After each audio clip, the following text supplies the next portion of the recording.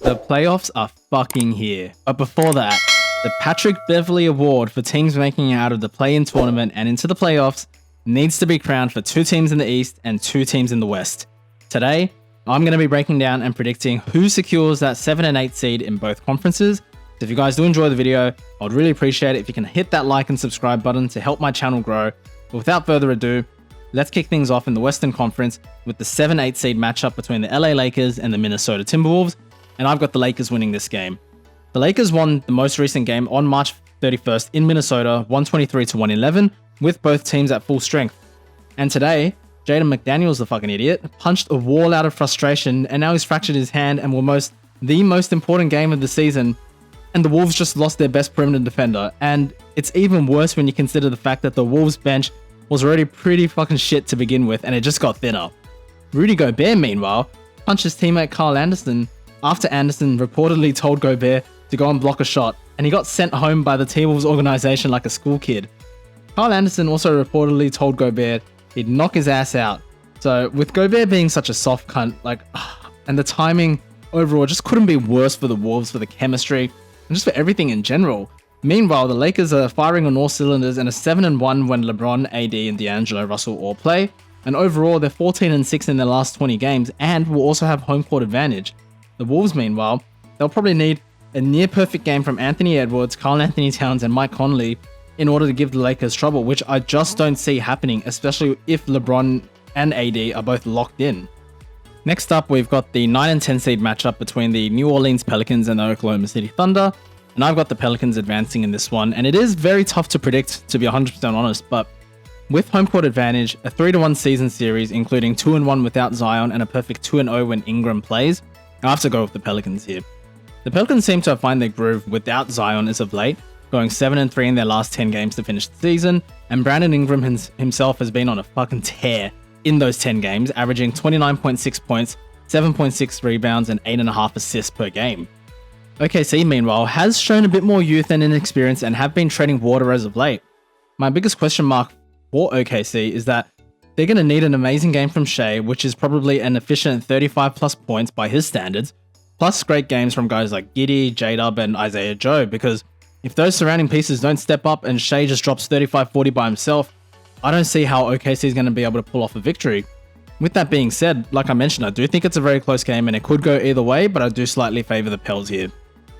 And so next, we've got the game for the 8 seed between the 8 seed Timberwolves and the 9 seed Pelicans. And this one is honestly very, very hard to predict, and it's really 50-50 for me. As a fan of basketball, I think I'd rather see the Pelicans in the playoffs in the hopes that Zion Williamson is going to return at some stage, even though I think it's not going to happen. But since I have to choose a winner for this game, I would favor the Wolves ever so slightly as they look to repeat as back-to-back play-in champions in front of their home crowd. The two teams played today, which is the most accurate preview we could have gotten, and the Wolves came out on top despite a 42-point effort from BI. The Wolves are also short-handed with both Gobert and McDaniels playing under 15 minutes due to the two of them just being idiots like I mentioned before. Meanwhile, the Wolves' 2 best players in Ant-Man and Cat also have a higher ceiling as a duo than the Pelicans duo of Ingram and CJ McCollum, even though I think Ingram is the best player in that game itself. And so with that being said, like I mentioned, very close game. I'd lean towards the Timberwolves ever so slightly, but if you think that the Pelicans will come out on top, I can't blame you whatsoever. So that does it for the Western Conference. I have the Lakers getting that 7 seed and the Timberwolves getting that 8 seed, and of course being back-to-back play-in champs. Now onto the Eastern Conference. First up, we've got the 7 seed Heat versus the 8 seed Hawks. I've got the Heat taking this one. Jimmy G Buckets is on a short list of players that I'd want leading my team purely from a leadership standpoint, and I think the Heat get it done at home against the Hawks team, which has been pretty mediocre all season long and hasn't really given me a reason to believe that they'll come out on top. Although the Heat themselves haven't met expectations, I do think that they're the better coach team and they have a lot more playoff experience and experience overall when it comes to high pressure games. And there's every reason to believe that Jimmy will step the F up when called upon and drop 30 to 40 points in a must-win game, whilst also setting things up for his teammates when necessary. And with so much on the line, expect to see Jimmy Butler and Victor Oladipo taking turns guarding and hounding Trae Young for 48 minutes and giving him a lot of trouble, especially Victor Oladipo, who I think is quietly becoming one of the best perimeter defenders in the league today. Actually, he was even before, but with the injuries that's taking a lot away from his game, I think that's gone kind of unnoticed. And when you talk about the best perimeter defenders in the league, Oladipo isn't a name that really comes up.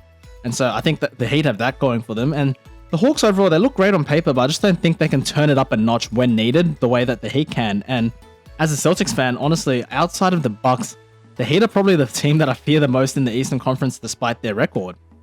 And so next up, we've got the 9 seed Raptors versus the 10 seed Bulls, and I've got the Raptors coming out of this one.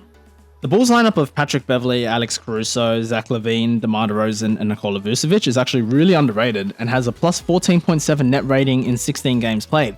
However, I think the Raptors are the worst possible matchup for the Bulls, given that the Bulls offense is very, very perimeter heavy in, relying on Zach LaVine and DeMar DeRozan, and the Raptors just have the size and length to deter those guys with guys like OG Anunoby, Scotty Barnes, Pascal Siakam, Chris Boucher, and Thad Young.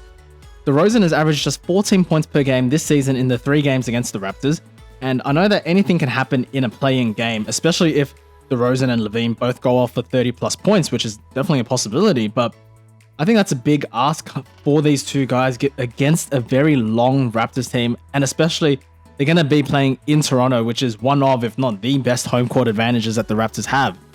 And so I've got the Raptors coming out of that matchup, and that leads us to the battle for the 8th spot, which is between the 8 seed Hawks and the 9 seed Raptors, and I've got the Hawks taking this one.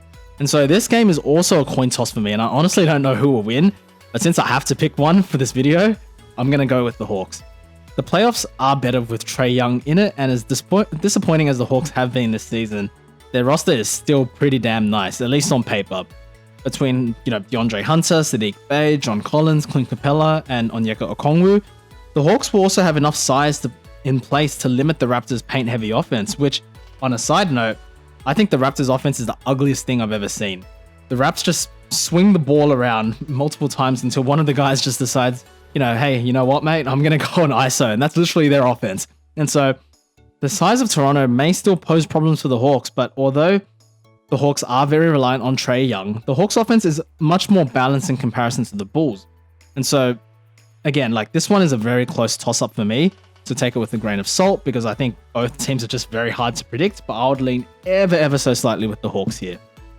And so there you have it in terms of the Eastern Conference. I've got the Heat securing that 7 seed and the Hawks securing that 8 seed. And there you have it. That's my prediction for the full play-in tournament. Lakers 7, Wolves 8 in the West, and Heat 7, Hawks 8 in the East. Let me know what you guys think in the comments section below. Thank you for watching the video. I really do appreciate your support. Make sure to like and subscribe if you do enjoy the video, and I'll see you guys in the next one.